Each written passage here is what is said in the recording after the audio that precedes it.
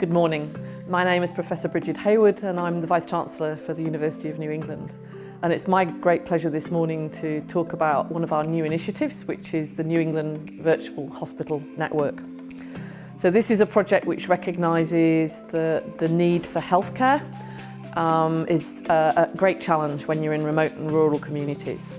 And rather than assuming that every patient can come to the hospital, this is about taking the hospital to the patients.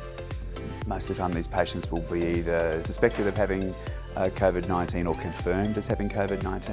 And there's some fairly clear criteria about the reasons that they need to go to hospital and the reasons that they can stay at home. It means we don't take up hospital beds. Also means that we don't miss out on patients who are deteriorating and getting worse quietly, because that's one of the tricks with COVID-19 is that people can be really quite unwell but they don't necessarily know about it. It's just the nature of the disease and how it interacts with some people.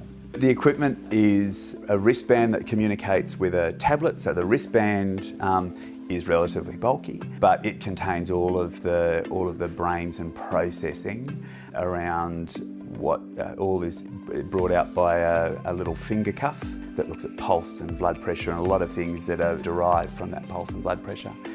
That wristband then communicates with a data tablet, and the data tablet then communicates with us here at the Tablelands Clinical School, and it will give us the same data that the patient would see on their tablet, but we get it as a live screen complete with some warnings and things like that, so that we can respond to those warnings and not be sitting there rifling through 200 screens at a time. And this addresses the fact that we don't have sufficient clinical personnel to be distributed across the whole of our remote and rural regions here in New England and similar domains around Australia.